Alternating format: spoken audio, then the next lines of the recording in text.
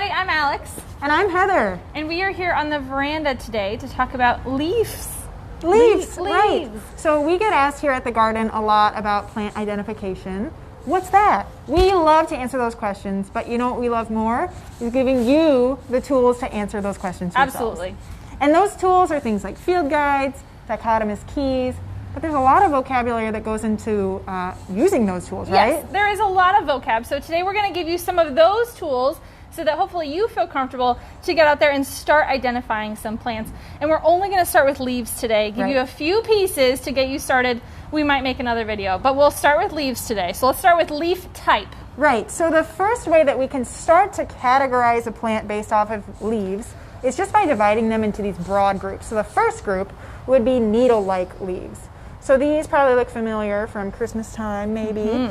These are needle-like leaves, are long, they're skinny, they're typically pointy, waxy. This example comes from a pine tree, but you also see needle-like leaves on other conifers like spruces and firs. Yes, and our next leaf type is all type leaves, and those are AWL. Right. And this is a juniper. So you can see these are a little bit shorter, still pointy, but a little bit more broader at the end, kind of tapered leaves. That is all AWL, and that is a juniper. The next type of leaf is a scale-like leaf, and it looks just like it sounds, like scales that are overlapping. This example comes from an arborvitae.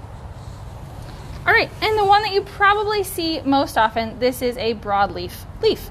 So this is a ginkgo, and these are characterized by what we call the blade, which is this broad, wide surface area leaf that comes in many different shapes. Yeah. And this is a ginkgo. So that is a broadleaf leaf. Right, and broadleaves are the most common ones that we're going to encounter in the garden for the most part. So the rest of the terms and the examples that we have today are also for broadleaf trees.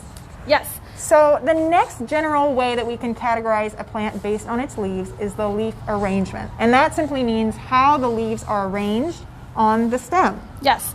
So we will start with alternate arrangement. So alternate leaves have one leaf per node. So you can see that they kind of alternate back and forth. Here's a leaf, leaf, leaf. Alternate. One leaf per node. And this is an oak. But alternate leaf arrangement is really common in woody plants, so it's going to be on a lot of the plants that we find outside. The next type of leaf arrangement is opposite, which while alternate had one leaf per node, opposite has two per node. And opposite is much less common in woody plants, so there's actually a handy mnemonic device you can use to remember the plants with opposite leaf arrangement, and that's madcap horse. Madcap horse. Easy enough, right? What's that? So MAD stands for maple, ash, and dogwood. Those all have opposite leaf arrangement. Okay. CAP is short for Caprifoliaceae, something we are always saying, right? All the time. If you don't speak Latin, that means the honeysuckle family. So things like honeysuckle and elderberry, which is actually what we have here, coralberry, those are all opposite leaves as well. And then horse is short for horse chestnut, which we also call buckeye often.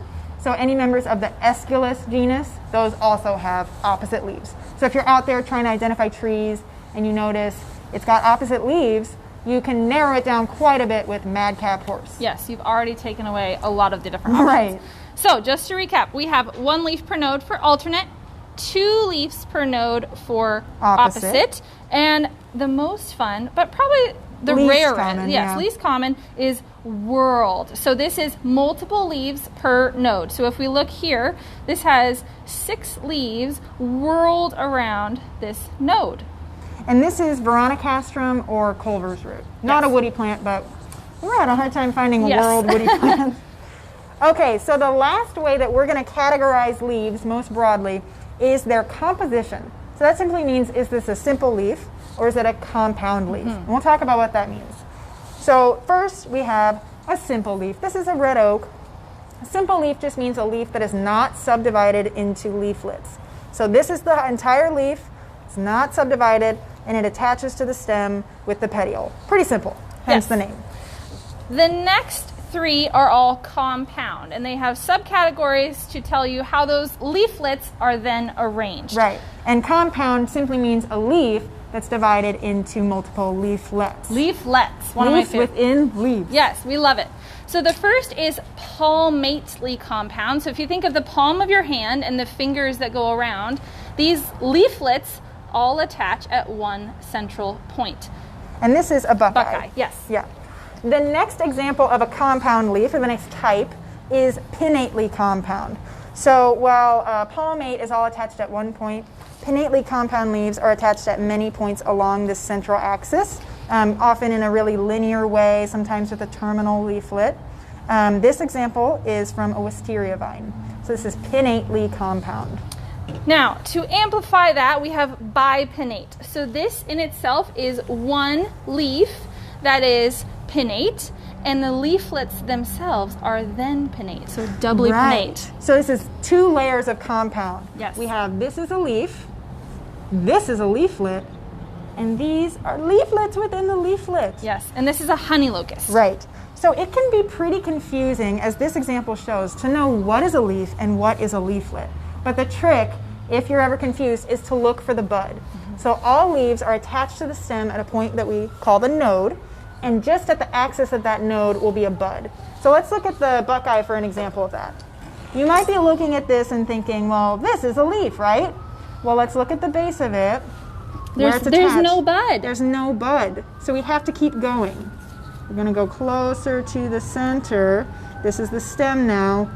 And if you can see it, it's really small. There's a little larger There's a one little up here. bud. That's the bud. So that means that this right here, this is a leaf with many leaflets. So you're looking at a leaflet until you find the bud. That's right. Yes. It can be tricky, but hopefully we've given you enough to get started on your leaf identification journey. Like Alex said, maybe we'll do a follow-up. Let us know if you want more leaf info. Yes. If you want to use these skills, put your skills to the test, you can head over to Instagram and Facebook. A little bit later, we're going to put up a quiz for you to use these tools to try and identify some of these different leaves. Yeah, and let us know how you do. Yes. We'll see you Thanks. next week. Yeah, bye.